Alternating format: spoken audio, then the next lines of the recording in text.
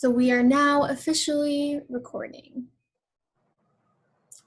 Again, my name is Brennison Wheeler. I use she, her pronouns, and I'm the Education and Outreach Coordinator at Women's Advocates, which is one of the first domestic violence shelters in the United States. We're located in St. Paul, Minnesota. We were founded about 45 years ago, and we provide prevention education services like these webinars. We have a shelter where we serve about 50 women and children every day with various advocacy programs and support, a 24-hour crisis line, and aftercare and housing support services. You can feel free to explore our website to learn more about our history, programming, resources, and more. And I'll let Maggie introduce herself and her organization now. Great. Hi, everyone. My name is Maggie Royer. I'm the Youth and Prevention Program Manager at Violence Free Minnesota. We are the statewide domestic violence coalition in Minnesota. We were founded in 1978. We typically have about 90 member agencies.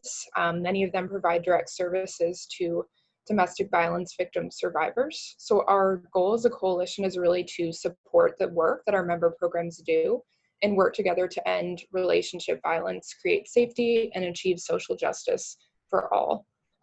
One thing that we do that some of you in Minnesota may have heard of is that we track intimate partner homicides in Minnesota, and we've been doing that for about 30 years now.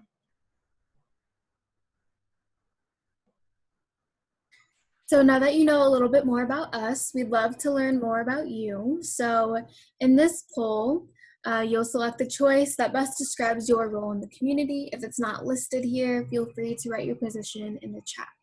It will be helpful for the applied portion of the webinar for us to know a little bit more about your role.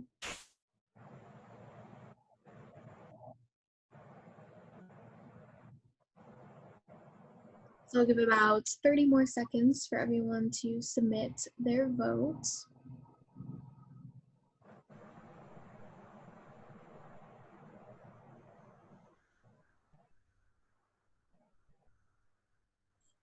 We have Julie in the chat saying probation officer, Trila saying in process of opening a re-entry center, Stephanie saying a survivor. Thank you for being here.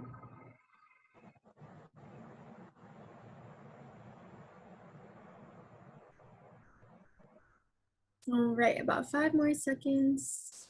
It seems like we have predominantly 47% domestic violence advocates and then 35% social service providers. All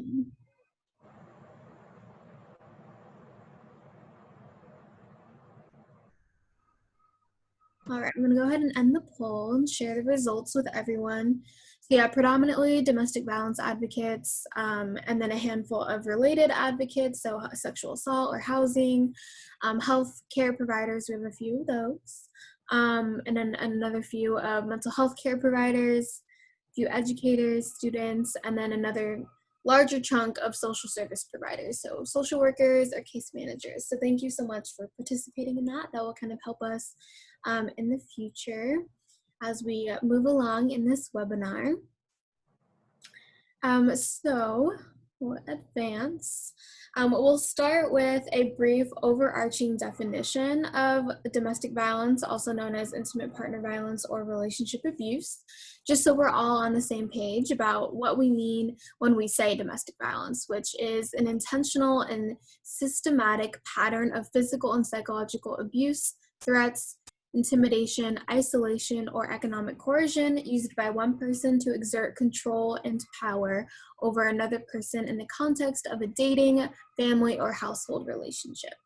So domestic violence is maintained by societal and cultural attitudes, institutions, and laws, which are not consistent in naming this violence as wrong.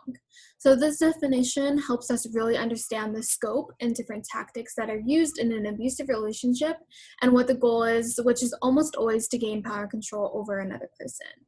So the component that makes domestic violence different from violence from a stranger is that close, intimate relationship. The fact that this violence and pain is being caused by someone who claims that they love you or care about you, whether that's a former partner, current spouse, parent, a grandparent, uncle, aunt, or even a roommate, someone that you live with, that adds a layer of complexity, and they hold a unique power to hurt you in a way that a stranger never could. So we also wanted to acknowledge the impact of the current global pandemic, COVID-19, and how increased conditions of isolation, disconnection, anxiety, depression, job loss, grief, and other experiences can contribute to the escalation of abuse within already strained households or relationships. People who use abuse, who manipulate, isolate, coerce, shame, belittle, and control in order to get what they want from someone, now has more specific ways to do this. So we have heard stories of COVID-specific abuse tactics, such as monitoring how someone uses their computer and restricted their access to things like virtual support groups, by saying they need to use the device at that time, or withholding, or hiding hand soap or masks or other necessary resources to prevent someone from safely leaving the home, telling someone false information about COVID for their own personal gain or to further control and isolate them, or threatening that if they leave, they won't help them if they get sick, or that they'll try to take their kids away from them. More closely related to today's topic is if survivors are experiencing reproductive coercion and they fear that they have become pregnant against their will, or if they're injured or need any medical attention. Some survivors are afraid of seeking medical attention because they believe their concern is not as bad as someone who has COVID, or they're worried about exposing themselves to COVID, or they have no way or time to seek medical attention because their partner won't let them. So there's a link on the slide with more information about the intersections of COVID and relationship abuse, including resources and media coverage on different people's experiences and stories during this time. So I'll include that in the chat as well.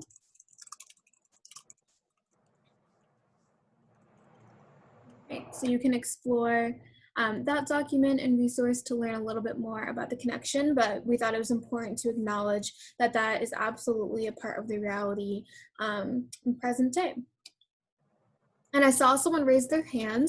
If you do have a question, I encourage you to send it in the Q&A or type it in the chat. If you want to verbally ask a question, we'll have time for that at the end if that is something that you would like to be unmuted for. All right, so I think that segues us nicely into the main topic of today's webinar, so reproductive coercion. I do want you to use the raise your hand feature now at this point to indicate if this is your very first time receiving a training specifically on reproductive coercion. Okay, I'm seeing some people are raising their hands. It's increasing, 24. So a significant amount of people, this is their very first time ever learning, maybe in a more professional setting or receiving a training about reproductive coercion. So thank you for participating in that. And then we do have another poll to kick us off about what you currently associate with the term reproductive coercion. So again, if it's not reflected in any of these choices, you can add your response to the chat.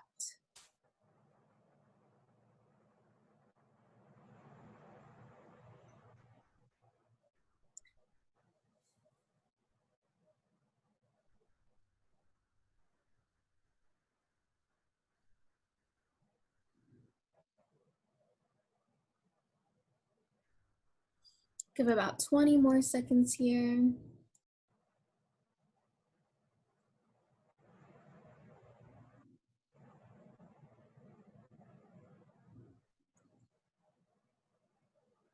All right, so it seems like we associate a lot of these things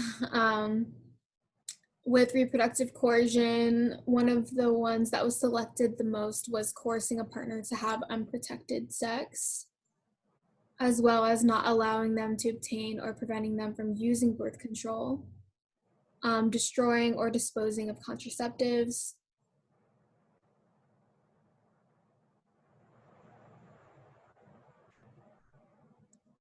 and explicit attempts to impregnate a partner against their wishes. All right, so go ahead and end the poll and share those results with you all so you can see what your fellow webinar attendees selected and what they're familiar with and associate with the term reproductive coercion.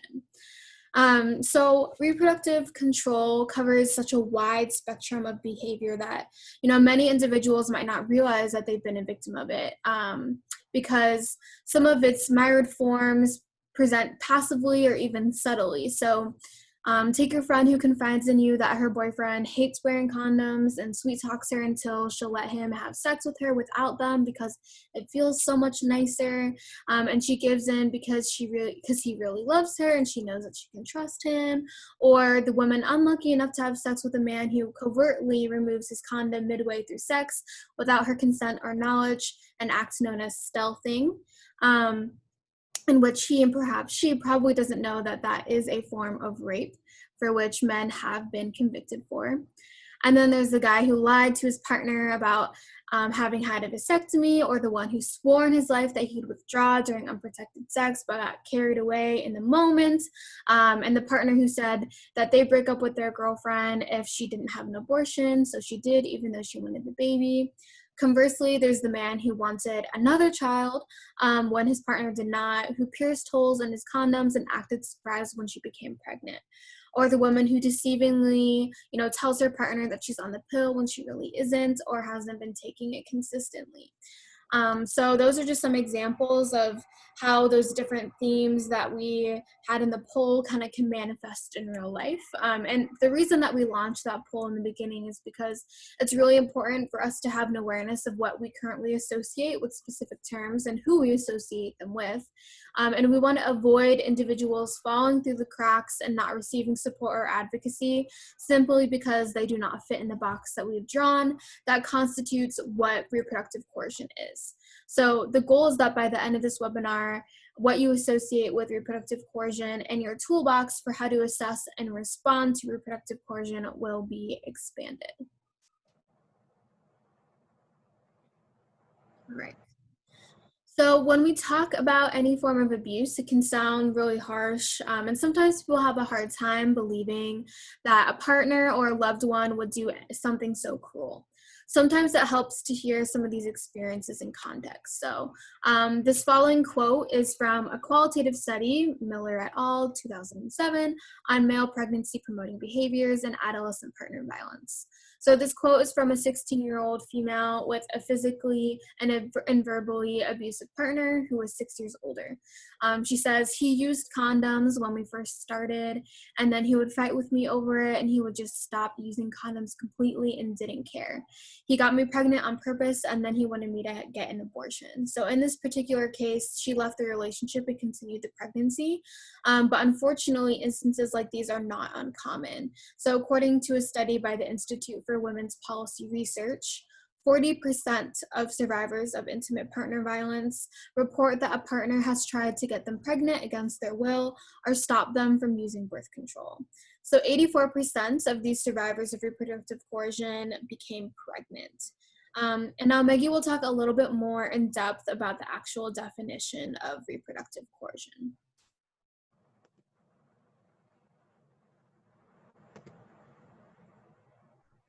So reproductive coercion, broadly speaking, just like with domestic violence, it really revolves around that power and control aspect. So it includes behaviors that are used to maintain power and control over someone's reproductive health and their reproductive choices. We also just want to be really intentional about making clear that reproductive coercion is a behavior that anyone of any gender identity can perpetrate or experience. Most of the research that's currently done on reproductive coercion has been done on male perpetrated reproductive coercion against female partners. So there's not a lot of information and research about what this might look like in non-heterosexual relationships, but we do want to be clear that this can happen in any relationship. It also is more common that it happens in a current or former intimate partner relationship. However, it can also happen between family members. So for example, it is possible that a parent or a guardian might perpetrate reproductive coercion against a child, for example. So just want to keep that in mind throughout this presentation. And as you saw in the poll, there are many different behaviors that would fall under reproductive coercion, and they all revolve around that power and control aspect. So for example, attempting to get someone pregnant against their wishes, controlling the outcomes of a pregnancy. So perhaps forcing someone to have an abortion if that's not something that they want, forcing someone to carry to term if that's not something that they want, coercing someone to have unprotected sex, interfering with birth control methods, and then sexual coercion. So all of these are different behaviors that would fall under reproductive coercion. I think it's also important to note that there's been a lot of discussion about whether reproductive coercion is also considered sexual violence, whether it's also considered sexual coercion. There might be some behaviors, for example, such as forcing someone to have an abortion. We know that that's not sexual violence technically, but behaviors such as, for example, removing a condom during the middle of sexual intercourse without permission from the other partner, that would be considered sexual violence because there isn't consent to that. So one partner might consent to sex, believing that it will be protected all the way through, and they didn't consent to have it suddenly not being protected. So just want to keep that in mind, that reproductive coercion, some forms of it would be considered sexual violence. It can also be considered domestic violence as well.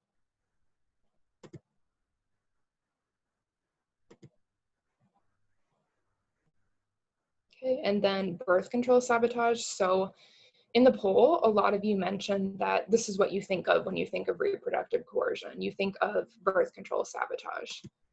And so there are a lot of different examples of birth control sabotage. Like the name implies, you are somehow interfering with someone's birth control methods. And so it might look like destroying or disposing of contraceptives. So for example, let's say someone is on birth control pills, maybe their partner flushes the birth control pills down the toilet or hides their birth control pills, or sometimes you might even hear about abusive partners replacing birth control pills with placebo pills so that the survivor doesn't necessarily realize that they're not actually on birth control. And I think sometimes with this type of reproductive coercion, it can kind of intertwine with gaslighting. So gaslighting is essentially a form of psychologically abusive behavior when someone tries to undermine the survivor's perceptions of reality. So for example, if an abusive partner is hiding the survivor's birth control pills, they might tell them, well, you're so stupid, you always lose things, you have a terrible memory, you can't keep track of your things, you probably just lost your birth control pills again. So in reality, the abusive partner is the one who hid them, and they're using that gaslighting to try to make the survivor think that they actually lost their pills or that they misplaced them. So sometimes you might see that emotional abuse can also go along with reproductive coercion. Another example would be impeding condom use. So Brennison mentioned the term stealthing. The term that's used more often in healthcare is non-consensual condom removal. So for example, removing a condom during sexual intercourse without one partner consenting to that, or during certain other acts of sexual activity without consent. You might also hear about an abusive partner poking holes in the condom.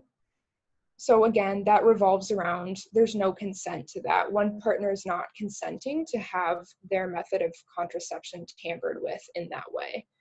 And I think especially for individuals who've experienced forms of reproductive coercion like this, there might be a lot of confusion about what they've experienced. They might not know what they can call this. So a lot of the initial research on non-consensual condom removal, a lot of the research participants were sharing that when this happened to them, they didn't know how to describe it. They didn't know how to talk about it. They didn't know how to feel about it.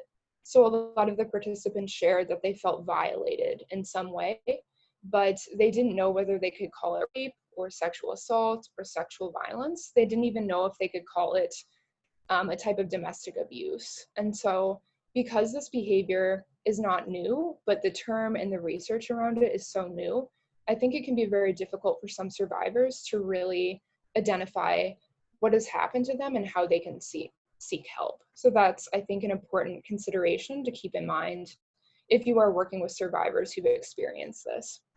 Other examples of birth control sabotage might include not allowing someone to obtain birth control.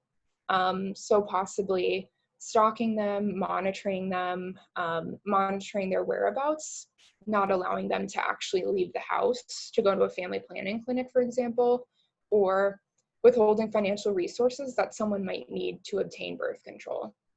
And then, like I mentioned earlier, sometimes emotional abuse can tie into birth control sabotage, such that you might have someone who threatens the survivor with physical harm if they use contraceptives. So there's a lot of different behaviors that might play out under birth control sabotage. And another example might be, let's say a couple agrees on the withdrawal method as their form of contraception. So perhaps one of the partners refuses to withdraw prior to ejaculating. So that would also fall under birth control sabotage. So you can hopefully kind of see while we're talking about this that for a lot of survivors, this really is violating for them. It is a violation of their consent, and it is a violation of their reproductive autonomy and their reproductive health. Sorry, Brennison, for some reason I can't advance, so you'll have to do it for me. Okay. No problem. So another common tactic is pregnancy pressure and abortion pressure, which involves behaviors that are intended to pressure a partner to become pregnant or to impregnate another when that person does not wish to be pregnant, or to impregnate another. So hopefully that made sense. That sentence was kind of confusing. But pregnancy coercion involves coercive behaviors such as threats or acts of violence if a partner does not comply with the other's wishes regarding the decision of whether to terminate or continue a pregnancy. And so Maggie and I have presented together at a few, health clinics, and they've been able to recount specific instances, like even mothers accompanying their adult daughters and forbidding them from getting an abortion, or a significant other who threatened to end the relationship if the pregnancy wasn't carried to term. So we're curious, and you can answer this poll if it applies to you. We want to know if any of these behaviors have shown up in your work with survivors. We'll give a few moments for that. And I wanted to also address a question from Amanda in the Q&A. The question is, how is this distinguished from a man not wanting to use a condom because they don't like the feeling more than wanting a pregnancy? So I would say that it's still not distinguished in the fact that it wouldn't constitute as reproductive coercion. So even though the intention is, oh, this is just because of how it feels, I don't really want to get this person pregnant, it still falls under the category of reproductive coercion, because it's assuming that, the person that would be most impacted by not using contraception, by not using that birth control method, would be impacted more, and they're not having a say. So like that is still, even if it's not, oh, I'm doing this for this reason to get them pregnant, they can still get pregnant. And so because of that, it's still reproductive coercion. So I hope that made sense. And you can add on to that, Maggie, if there's anything that you wanted to clarify. Yeah, I would just add that a lot of times reproductive coercion might be kind of motivated by the intent to get someone pregnant, but not always. We mentioned already, for example, forcing someone to have an abortion. So it's not always with the intent to get someone pregnant. And sometimes what you might see is that an abusive partner might not want their partner to get pregnant because they might feel that if there's a child introduced into the relationship, that a lot of the attention in the relationship will be directed away from the abusive partner and onto the child.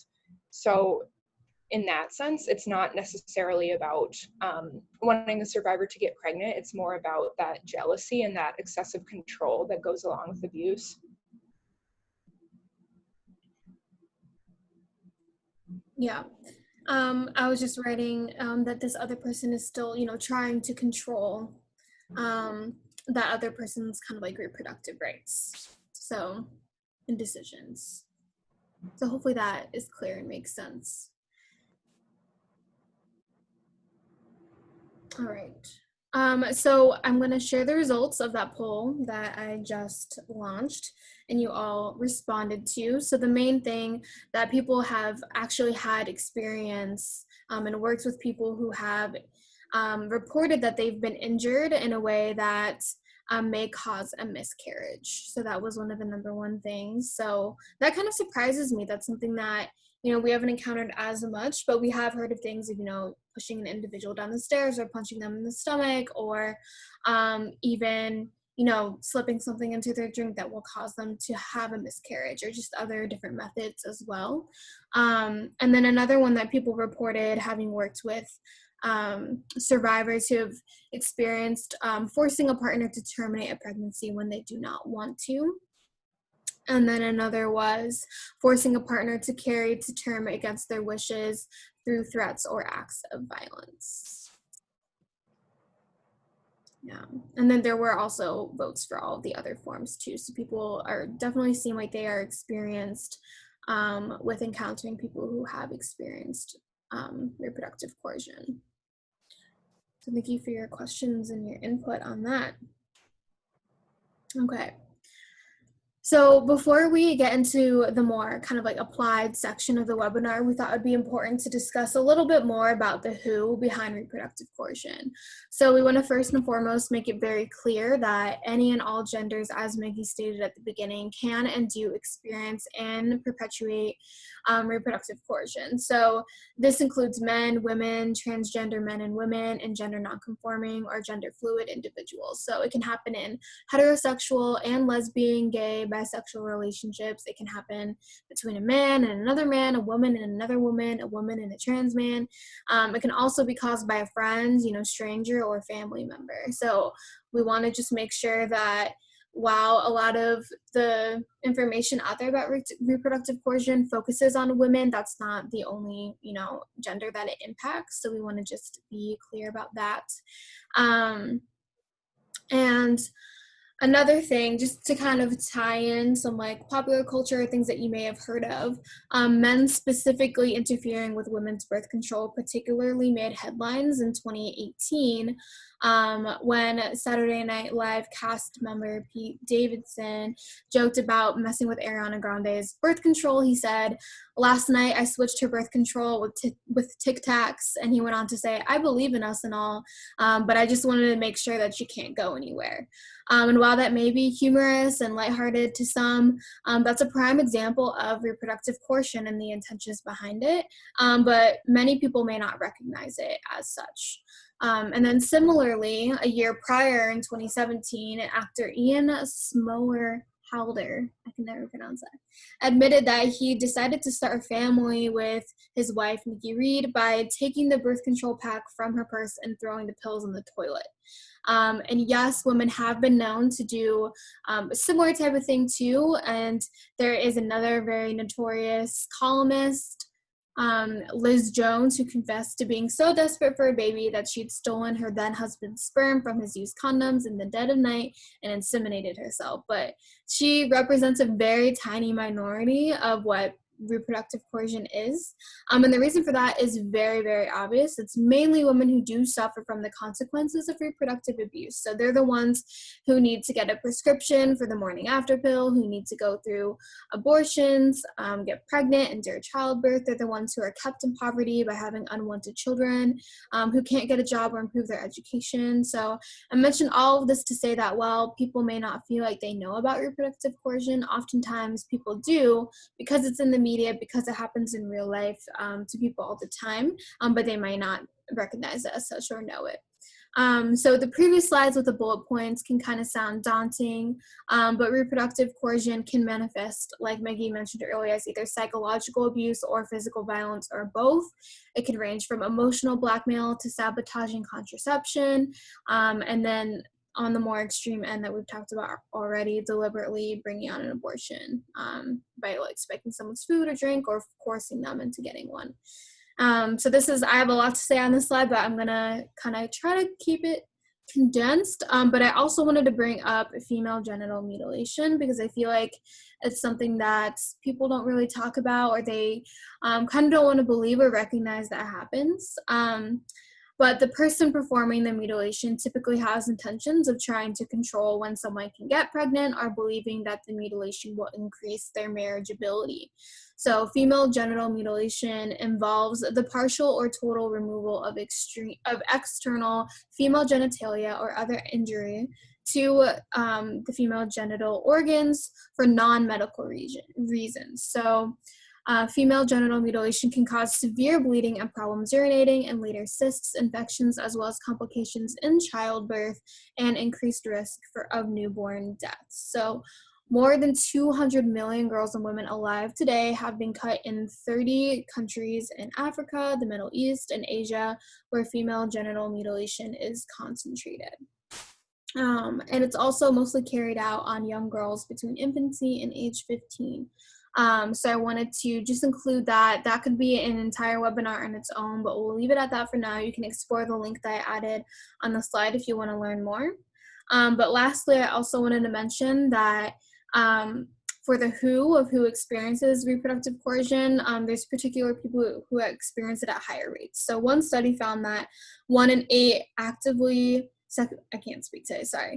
sexually active high school girls have experienced reproductive coercion in the last 3 months. So high school. Some people don't really think about teens maybe as much, but that's absolutely a population that experiences it at a disproportionate rate. And then another study found that Black and Latinx women are more likely to experience reproductive coercion than white adolescent women. And it's hard to say exactly why those trends occur. It could be tied to the fact that Black and Latinx women do experience sexual abuse at a higher rate as well. But I just wanted to include that just as context before we kind of move on to the more applied section. Something else that I wanted to mention, since you mentioned adolescence, I think a lot of times what we see with, for example, teen pregnancy campaigns is that a lot of the messaging is really focused around, be responsible, comprehensive sex ed, be responsible about contraceptive use. But what I think a lot of those campaigns also miss is that a lot of times teen pregnancy might be connected to birth control sabotage, reproductive coercion. It might be connected to or a direct result of domestic abuse. So I think that's something that a lot of the messaging around teen pregnancy really misses, is this potential connection to sexual and reproductive coercion. And I am looking in the chat as well too of comments of seeing reproductive coercion in their work with trafficking victims used solely for the purpose of breeding, or her daughters were sent away for trafficking use later and her sons were trained to traffic as well. So absolutely there's a big intersection between reproductive coercion and sex trafficking as well. And one of the bullet points earlier was surrogacy too, like forcing someone to be a surrogate. So that's another form of like sex trafficking as well that falls under the category of reproductive coercion. And then there's another comment about an abuser getting their partner pregnant, claiming that the baby is not his. He was always careful, using that as an excuse to abuse the partner until the DNA proves that he is the father. So that can be another like justification for other forms of physical or relationship violence as well. There's another comment about partners trying to control by shaming the survivor in front of community elders or faith leaders. Absolutely. And then there's another comment about many survivors have suffered threats of financial support and shaming messages by the abuser that another DNA mistake would happen by using or not using contraceptives. So thank you for that contribution as well. There's another comment or question: would you say female genital mutilation happens commonly in America? So I would say from the medical providers, and I know we have a few on this chat, so you can go ahead and write about your experience, but a lot of the American physicians that I have connected with have told me that they have done procedures to reverse female genital mutilation that has happened in other countries. So I would say, I don't know if I would say it's common. I know the statistic of the 200 million, that's predominantly, centered in Asia and in Africa. And so I would say not as commonly and compare like relative to other countries. So hopefully that answers your question. But in America, we do have people who live here who have experienced female genital mutilation. So hopefully that answers your question.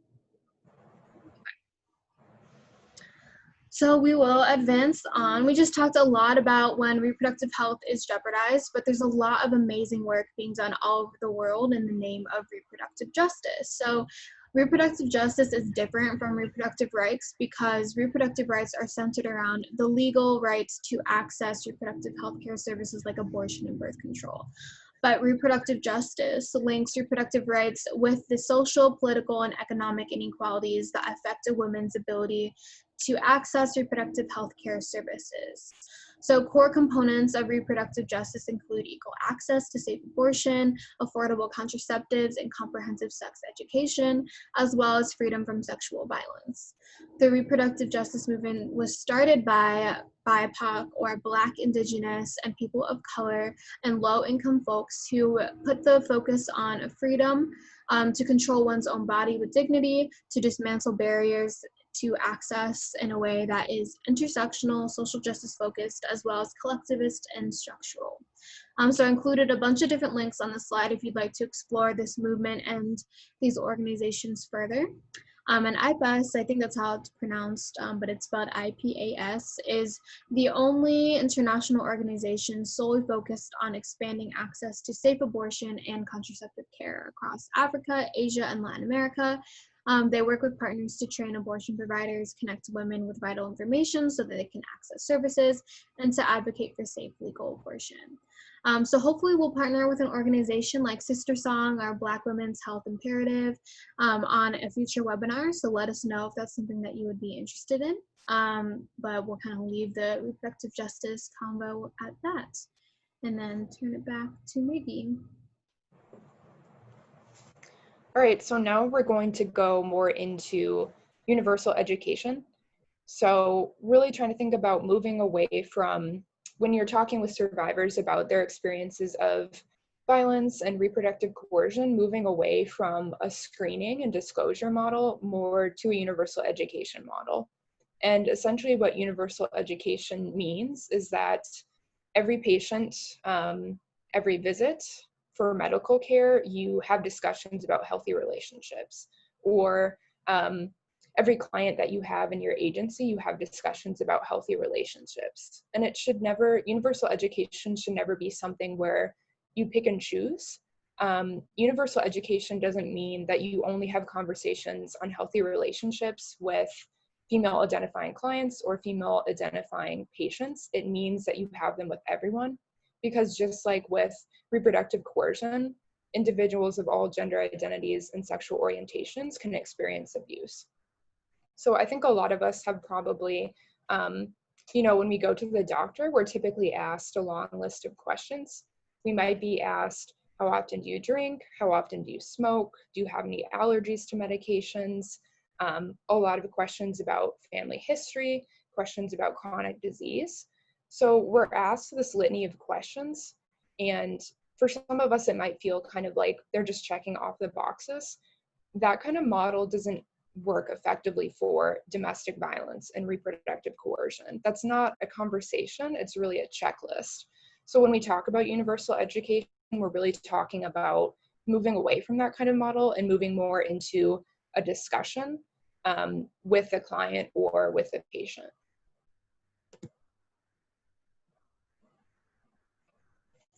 We also know that using structured screening tools doesn't necessarily prompt disclosure, and disclosure should not be the goal of universal education. So when we're having discussions with clients and with patients, our goal shouldn't necessarily be to get them to disclose that they are experiencing domestic violence or reproductive coercion. The goal should instead be to have a conversation with them, provide them with education and information about domestic violence and reproductive coercion, and then connect them with resources. So a lot of times, especially in healthcare settings, you'll see that survivors are actually more likely to disclose that they're experiencing abuse when they have a conversation with the provider versus when the provider is running down this checklist of questions. And there are other things that might seem small that you can do to kind of create a warm and welcoming environment. If you're doing an intake about reproductive coercion, for example, if you are assessing a patient for domestic violence or reproductive coercion. So for example, making direct eye contact with a patient or client is really important. Not asking questions or having a discussion with them with your back to them, that signals that you're not interested in what they have to say. That might also signal to them that you're not going to be a supportive listener if they do disclose that they're experiencing abuse. Sometimes we also hear about asking questions about abuse and saying, I'm really sorry that I have to ask you these questions. They are a requirement. Or, you're not experiencing abuse at home, right? And so phrasing like that kind of answers the question for the patient or client. It cuts them off. It signals that you are possibly embarrassed about what you have to ask, maybe that you haven't had a lot of education in this topic, that it's not necessarily important to you. And we know that's not always the case. We know that having discussions about healthy relationships and domestic violence is not comfortable a lot of the times. It can be distressing. You might not know how to approach it. You might not have training in it. But just keeping in mind, what are some of these verbal and physical cues that you're giving off that could indicate potentially to the client or the patient that you're not interested or that you're not a supportive person? So that's really what we mean by universal education, is that you're having conversations that are supportive and warm, while also recognizing that you probably don't have a lot of time. It also really opens the door to conversations. A lot of us who work in the domestic violence field or the sexual violence field, I'm sure that we've had situations in which someone says, my friend is in an abusive relationship, or there's something that my friend's partner is doing to them that I'm not sure is normal, and asking for validation about that, asking a provider, is this normal? Is this abusive? And sometimes that client or that patient might actually be talking about a friend or a family member, but sometimes when they're using that messaging of a friend, they're actually talking about themselves, because that can be a way where they don't necessarily have to disclose that they're experiencing abuse. Maybe they don't know. It's kind of a protective mechanism that they might have to still have this conversation about what's happening in their relationship. So the universal education model is important, in not only providing resources and education, but it can also be important for you to frame it as, if you have a friend or a family member who's experiencing abuse, these resources can be helpful to them as well. So kind of that empowerment aspect. The biggest thing I think about universal education is that if you have a conversation with patients and clients about what healthy relationships look like and what domestic violence and reproductive coercion look like, and you also talk about how to seek domestic violence services, that patient doesn't have to disclose. They still get all of that education. They still get information about how would they connect to a domestic violence advocate without disclosing. Whereas if you're asking them, are you experiencing abuse? And they say no, and you don't provide resources, they walk away without knowing how they can seek help if they need it. So that's a big piece of universal education. We also have a poll, Brenison, if you wanted to share that. So we're really interested in knowing, what are the barriers for you to engage in clients in universal education, or having conversations about unhealthy and healthy relationships?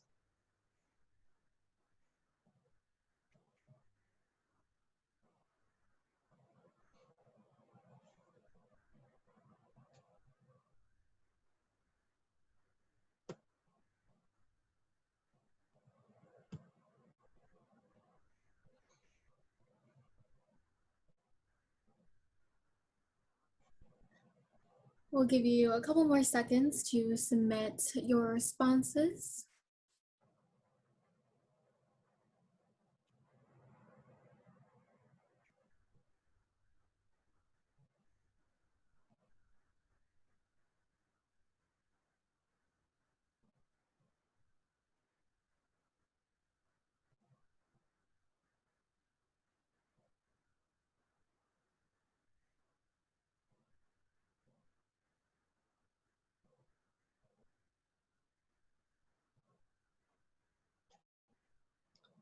Okay, so we have some pretty divided results here. Okay, so the most common answer was not knowing if the client will be receptive.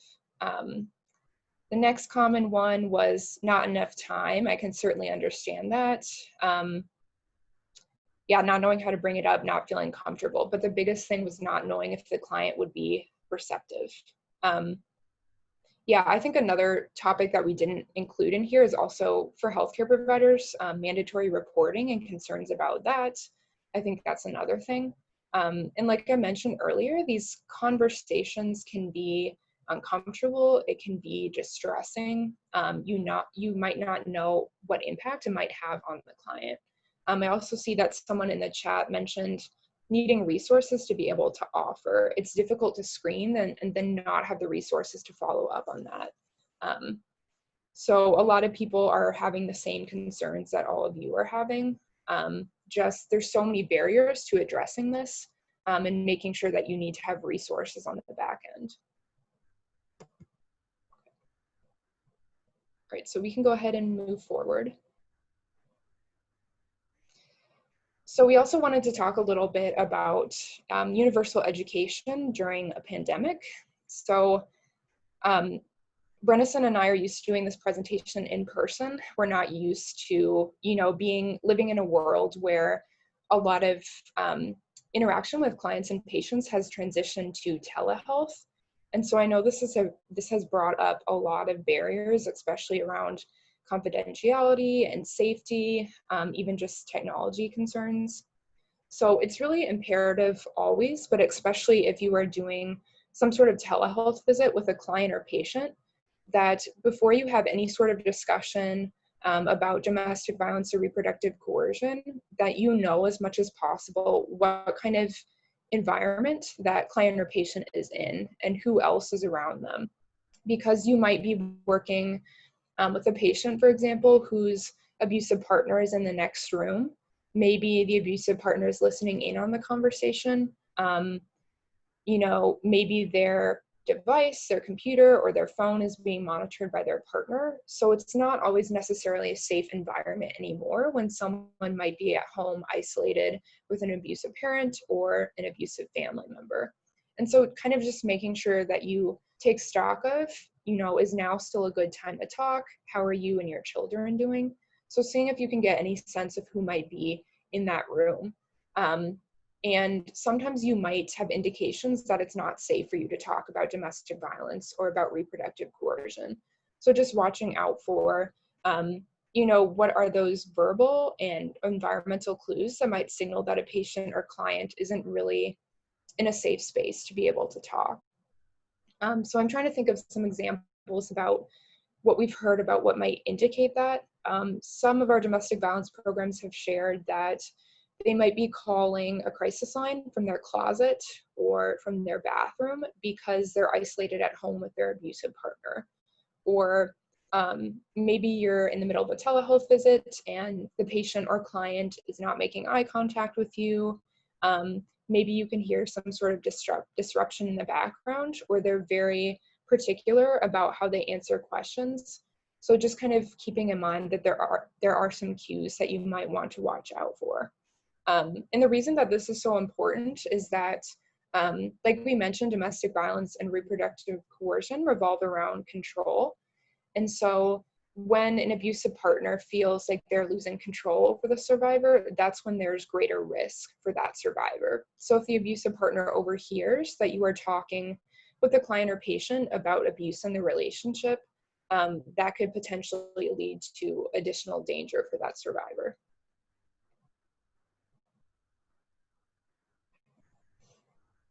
And again, if you're able to ask something like, is there any chance you can take yourself out for a walk while we talk? If not, no worries. Sometimes it's just nice to have another adult one-on-one to talk with. It's also important to keep in mind, are there children in the home? I think a lot of people might assume, well, they're children, they don't know what's going on. They probably don't know that there's abuse happening in the home. Or if they overhear their parent talking about abuse, so they won't really understand it. That's not necessarily the case. I don't think that we always give children enough credit for what they witness, what they overhear, what they understand. And so maybe let's say there's an older child present in the home. Are they able to take the younger children somewhere else while you talk with the patient or the survivor? Or do the older children have a headset that they can use so that they're not overhearing your conversation?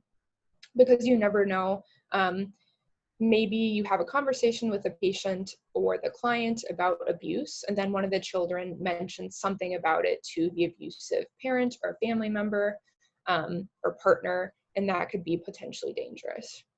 And then also thinking about other more private locations that the patient or client could go. So like I mentioned, maybe a closet in their garage, could they talk to in their car, basement.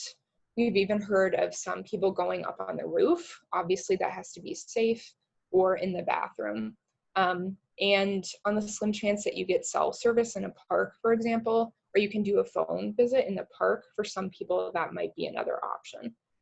So I think that's a huge takeaway while we're in a pandemic. If you're doing some sort of telehealth visit or appointment, really keeping in mind that there are safety considerations because someone might be isolated at home.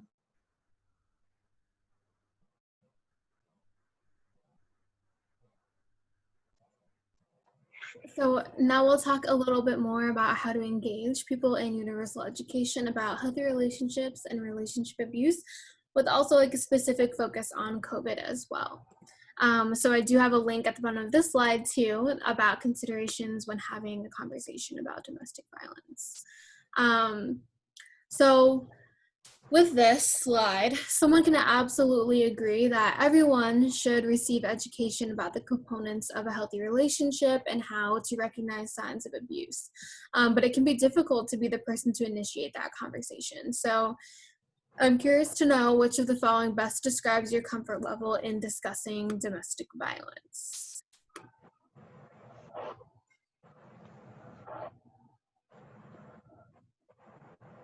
This is showing two at the same time.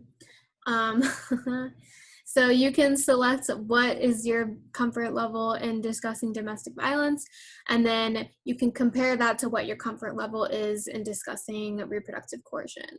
For those of you who have maybe been a long time domestic violence advocate, this is easy breezy, maybe not the best conversation you've ever had all day, but something that you do feel comfortable and confident in your ability to do and carry.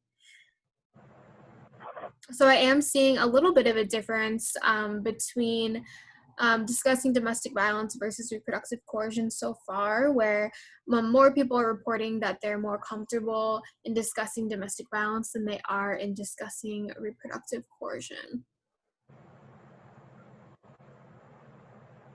About 3 more seconds for that.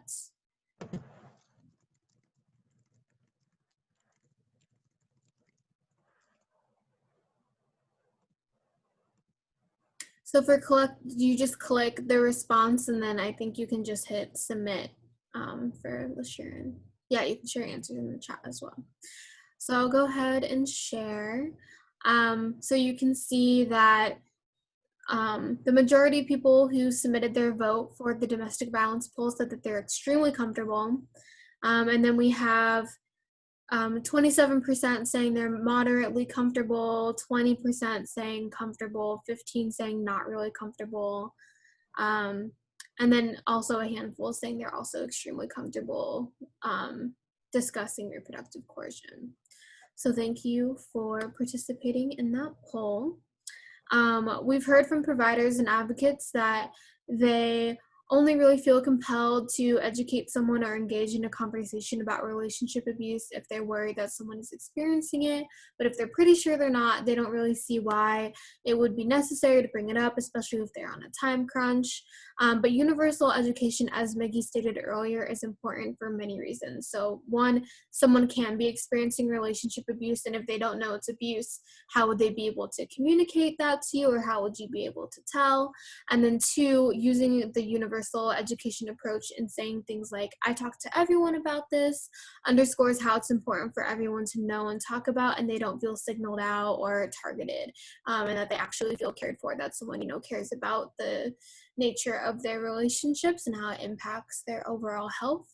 And then on the screen is an example of kind of what a conversation could be initiated, specifically talking about COVID. So earlier we mentioned how the unique tactics and impacts of COVID, and among that includes shifts in the way that we do advocacy, provide mental or medical health services, and how we connect with people in general. So this graphic can kind of show a progression of how to bring up relationship abuse without maybe explicitly asking, hey, are you being abused or are you abusing someone else? So to start with providing context to lead up to the question of asking if that person would like support or want more resources. So it can be important to ask this in a way, just in case an abusive person is, listening in on the conversation. It can be important to maybe contextualize it as things that they would talk about with anyone, of how COVID has made things harder for everyone. Just kind of bringing in that piece of like common humanity of like, we're all kind of isolated in different ways and stuck at home. It can be harder. Things can be more strained, and then kind of leading up to the question of like, what can help, just generally what's straining or what's being challenging during COVID-19, and then potentially segueing into more specific conversation about relationship abuse. But this is just a tiny example from a very comprehensive guide that I linked on the slide. I 100% recommend that you check it out. It is kind of specifically tailored for home visitors, but I think right now it's absolutely applicable to a lot of different people doing virtual advocacy or care. So I'm going to just write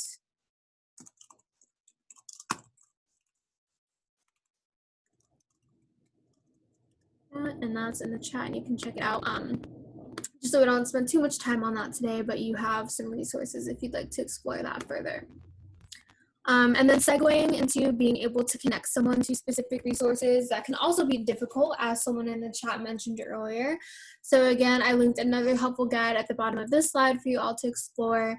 And the 5 tenets of trauma-informed advocacy are safety, choice, collaboration, empowerment, and trustworthiness.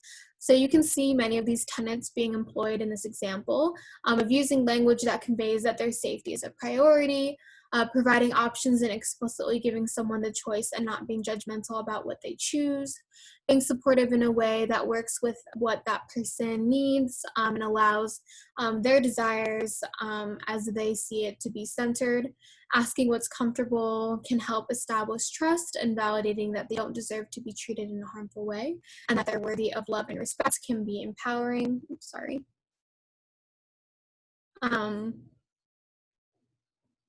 Can be empowering, and we'll include more resources at the end that you can read up on, just to have 1 or 2 that you know enough to share with someone else.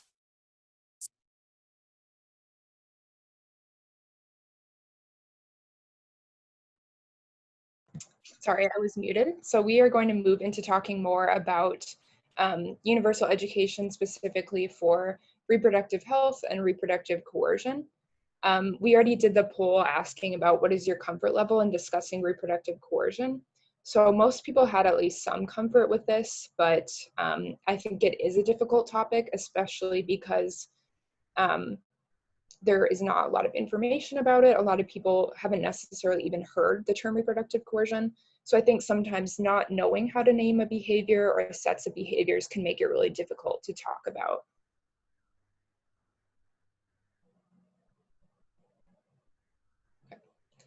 So if we were in person, you would all have some little physical copies of these cards. There is a link, if you can see on the top of the slide, that says download this card here.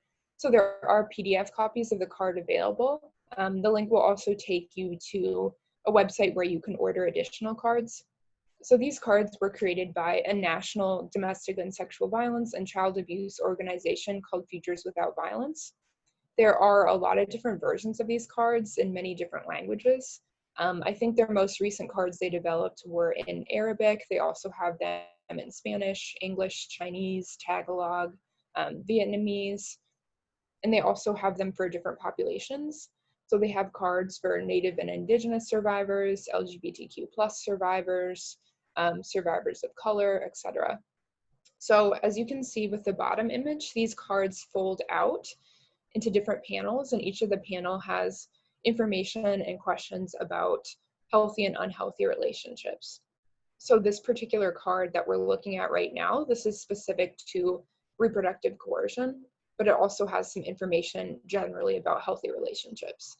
And these cards, if you could see them in person, they're really small. They're pretty much the size of a regular business card, which is intentional, so that you could, for example, tape a business card over the front and back of these.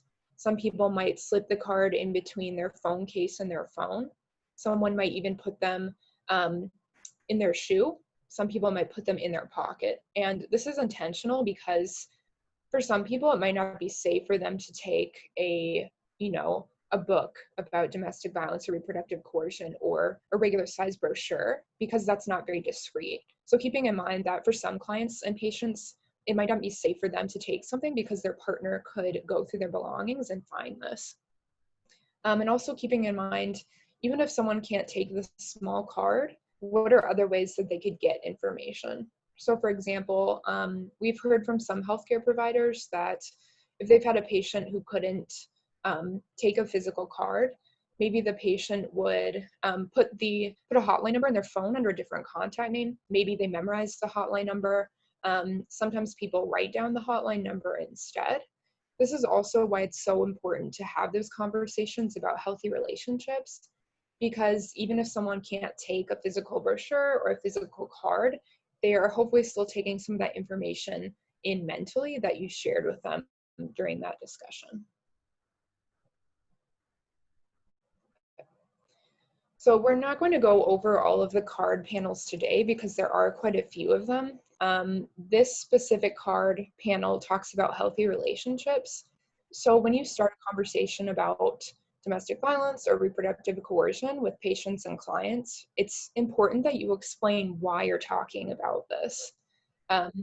If you just ask, are you in an abusive relationship, that is really uncomfortable for survivors and clients. They also might not be sure why you're asking this question.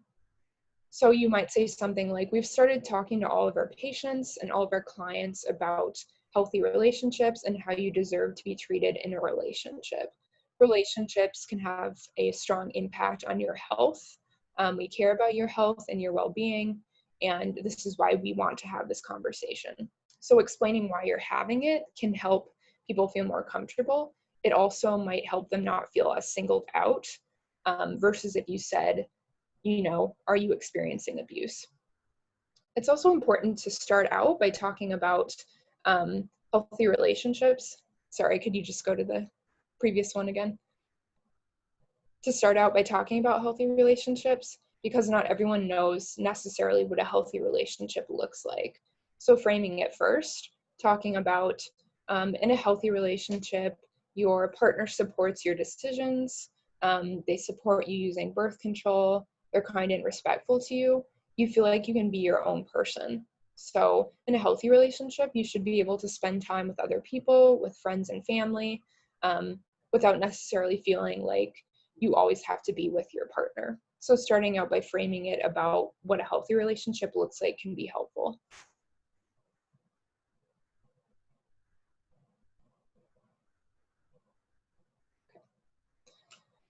You can also ask questions about reproductive coercion. So for example, if you had a patient or a client who came in for information about birth control or for a contraceptive counseling visit, it's also important to understand if they're in a relationship, is their partner supportive of them using birth control? So you could say something like, before I review all of your birth control options, I want to understand if your partner is supportive of you using birth control.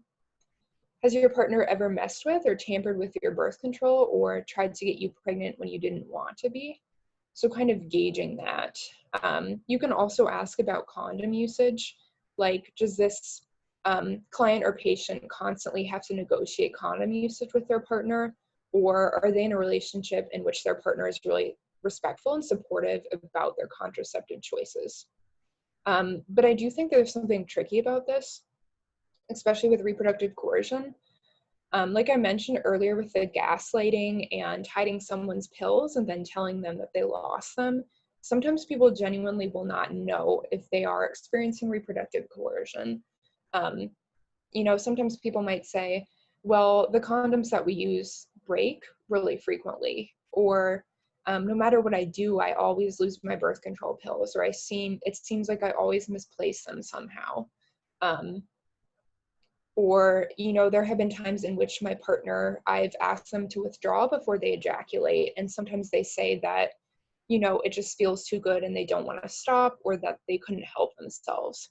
And so sometimes it might come out that way, where someone isn't necessarily aware that they're experiencing reproductive coercion, but there might be some indications that they are.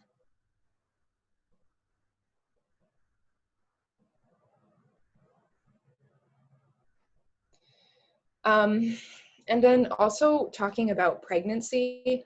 So if you've had a friend or family member, or if you've been pregnant yourself, a lot of times people will say, congratulations. Sometimes when people are pregnant, they might not necessarily want to be pregnant. Maybe something that happened that caused them to get pregnant. It could be connected to reproductive coercion. Maybe they just don't want to be a parent. So kind of just keeping that in mind, thinking about,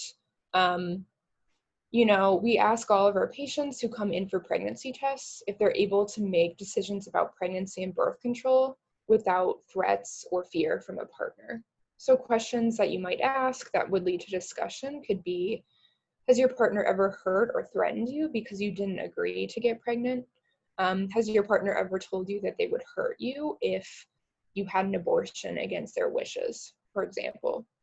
So instead of assuming that someone wants to be pregnant, thinking about sometimes there are circumstances in which someone becomes pregnant and that's not something that they wanted.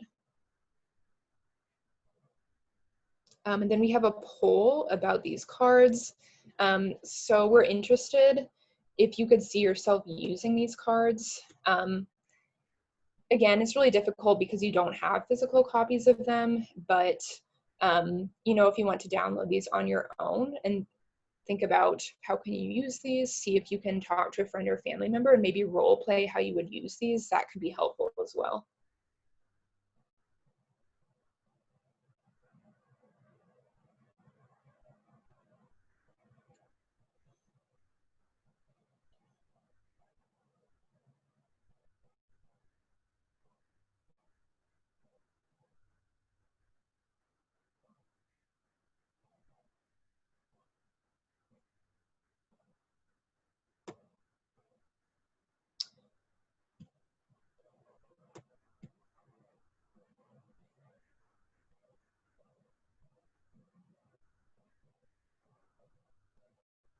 All right, so I think we can go ahead and close the poll. Okay, so about 50% of people said absolutely yes, they would. Some people said not really. Second largest answer was probably depends on the situation. And then a few people said, I would need to know more than I do now, right?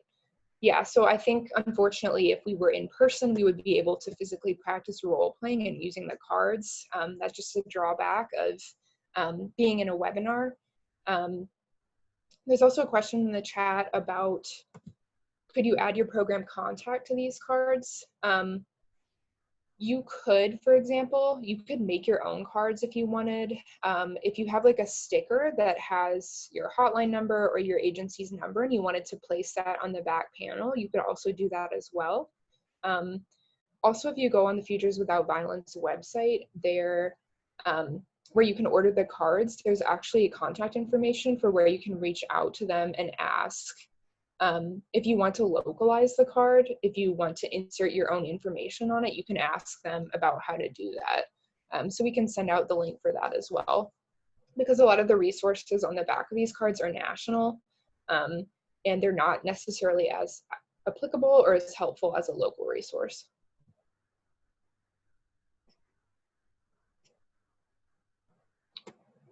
Okay. There was also a little bit of conversation in the chat about harm reduction methods. So if someone is experiencing birth control, it can be helpful to think about, are there other methods of contraception that could potentially be more discreet for them or safer for them? So for example, if a patient or a client informs you that they are on birth control pills, but their partner always flushes their both birth control pills on the toilet, or they always intentionally break the condoms, thinking about, are there other methods of contraception that could potentially be more discreet? So just a few, the IUD. So the IUD is long-term contraception, but also keeping in mind that the hormonal IUD, it can reduce the frequency of periods and make bleeding a little more light. The copper IUD can also make, sometimes for some individuals, the bleeding heavier. So if someone's partner is tracking their menstrual cycles, for example, that could be a potential drawback of the IUD. We also unfortunately saw in the chat that it's important to keep in mind that the strings of the IUD are trimmed outside of the cervical canal, because some abusive partners unfortunately might look for the IUD and then try to remove the IUD. So that's an important thing to think about if a patient or a client would like to get an IUD. The injection, one drawback of this is that you would have to get that every 3 months. So if someone's abusive partner is monitoring their whereabouts, or maybe they're getting bills in the mail from the family planning clinic, that might not necessarily be the best option for that person. However, the injection, you can't see the injection unless you get it the day of and you're looking at the injection site. So for some individuals, that could be a safer option because it's a lot more discreet. And then the implant could be another option. It typically lasts a few years. It's typically inserted as a small rod in the upper arm. You can feel that. You also might have a bandage after you get it inserted. So that could be a drawback for an abusive partner, that they might be able to feel the implant. I know some survivors have gotten the implant in their leg instead, because it's a place where the abusive partner is less likely to think that it might be there or see it. But a potential drawback of the injection and the implant can be that they can mess with your period. Sometimes for some people, their periods disappear entirely after a while. So again, if your partner is tracking your menstrual cycles, that would be a drawback of those options. But it is important to keep in mind that for birth control sabotage, there can be harm reduction methods that might be safer. And then, if someone needs to have access to emergency contraception, maybe they could put the emergency contraceptive pill in an envelope or take it out of the packaging so their partner is less likely to see it. And then also keeping in mind that when inserted quickly enough, the copper IUD can also act as emergency contraception.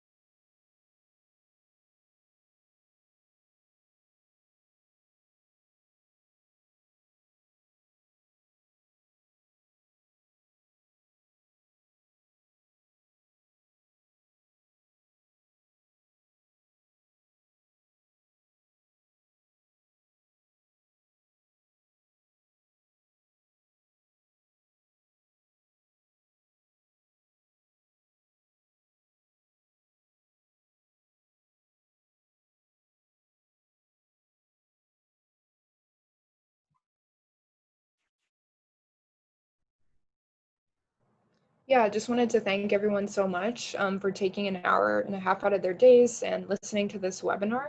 I hope it was helpful. We wish that we could have, offered it in person in Minnesota, but that's obviously not possible. I also wanted to follow up briefly on if you said that you were a medical professional who doesn't have a relationship with a domestic violence agency or vice versa, one really simple thing that you could do is you can invite a domestic violence advocate to a staff meeting or vice versa. Um, some domestic violence agencies could benefit from doing an MOU with their local health clinic and vice versa.